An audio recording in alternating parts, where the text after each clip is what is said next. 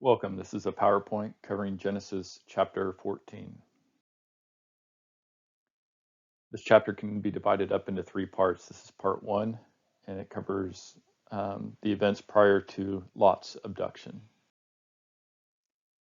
In the days of Amraphel, king of Shinar, Arioch, king of Elasar, Chedorlaomer, king of Elam, and Tidal, king of Goim, these kings made war with Bera, king of Sodom, Bersha, king of Gomorrah, Shinab, king of Admah, Shemeber, king of Zeboim, and the king of Bela, that is Zor. And all these joined forces in the valley of Siddim, that is the Salt Sea. 12 years they had served Chedorlaomer, but in the 13th year they rebelled. The opening verses describe the two sides of opposing alliances. Shinar is Babylonia. Elam is east of Babylonia. Goim means nations in Hebrew, and the Salt Sea is the Dead Sea. In the 14th year, Chedorlaomer and the kings who were with him came and defeated the Rephaim and Ashtaroth Karnaim, the Zuzim and Ham, the Emim and Shaveth Kirithaim, and the Horites in the hill country of Seir, as far as El Paran, on the border of the wilderness. Then they turned back and came to En-Mishpat, and defeated all the country of the Amalekites and also the Amorites who were dwelling in Hazazon Tamar. The invading kings, led by Chedorlaomer, defeat the regional powers. There are 6 locations mentioned. The Roop is a large, clockwise teardrop-shaped loop that starts in the north by Damascus and goes southward to the east of the Sea of Galilee and the Dead Sea, then turns northward and goes to the west of the Dead Sea and the Sea of Galilee and exits out by the starting point by Damascus. This is a map I located in my study Bible, and it shows the route of the 4 kings and then also Abram's route. The 4 kings start out in the upper right-hand corner by Damascus, and the route goes southward on the east side of the Sea of Galilee and on the east side of the Dead Sea.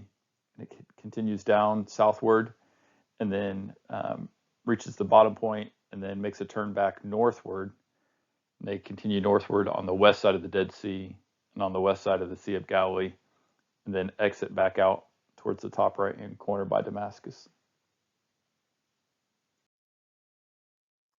The different color text here represents the different sides to this battle. Verse 8 starts out, "Then the king of Sodom, the king of Gomorrah, the king of Admah, the king of Zeboim, and the king of Bela went out and joined the battle in the valley of Siddim, with Chedorlaomer, king of Elam, Tidal, king of Goim, Amraphel, king of Shinar, and Arioch, king of Elasar, 4 kings against 5. Now the valley of Siddim was full of bitumen pits, and as the kings of Sodom and Gomorrah fled, some fell into them, and the rest fled to the hill country. So the enemy took all the possessions of Sodom and Gomorrah and all their provisions and went their way. They also took Lot, the son of Abram's brother, who was dwelling in Sodom, and his possessions, and went their way." Verse 8 lists the 5 kings, and verse 9 lists the 4 kings. The 4 kings win the battle. The cities of Sodom and Gomorrah are taken, along with Lot and his possessions. This starts part 2, and it describes Abram rescuing Lot. Then one who had escaped came and told Abram, the Hebrew, who was living by the oaks of Mamre, the Amorite, brother of Eshcol and Aner. These were the allies of Abram. When Abram heard that his kinsmen had been taken captive, he led forth his trained men born in his house, 318 of them, and went in pursuit as far as Dan. And he divided his forces against them by night. he and his servants, and defeated them and pursued them to Hobath, north of Damascus. Then he brought back all the possessions, and also brought back his kinsman Lot with his possessions, and the women and the people. In verse 13, where it identifies Abram as Hebrew, this is the first mentioning of the word Hebrew in the Bible and refers to Abram's ethnicity. Dan is also Tel Dan. This site has been excavated since the 1960s. A monumental mud brick arched gateway has been found from this time. It is the earliest of its kind ever found. Part 3 covers the meeting between Abram and the kings of Salem and Sodom. After his return from the defeat of Chedorlaomer and the kings who were with him, the king of Sodom went out to meet him at the valley of Shaveth, that is the king's valley. And Melchizedek, king of Salem, brought out bread and wine. He was priest of God Most High. And he blessed him and said, Blessed be Abram by God Most High, possessor of heaven and earth, and blessed be God Most High, who has delivered your enemies into your hand. And Abram gave him a tenth of everything. Melchizedek means king of righteousness and king of peace.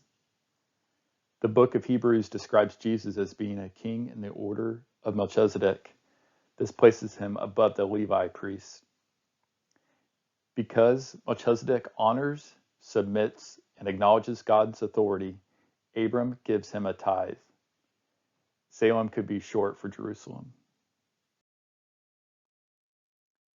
And the king of Sodom said to Abram, Give me the persons, but take the goods for yourself. But Abram said to the king of Sodom, I have lifted my hand to the Lord, God Most High, possessor of heaven and earth, that I would not take a thread or a sandal strap or anything that is yours, lest you should say, I have made Abram rich. I would take nothing but what the young men have eaten, and the share of the men who went with me. Let Aner, Eshcol, and Mamre take their share. The king of Sodom's words are completely opposite of those of King Melchizedek. In Genesis 12, verse 3, God tells Abram he will bless those who bless Abram and curse those who dishonor Abram. Later, we will see the result of this curse on Sodom. Abram shows his dependence on God and not of man.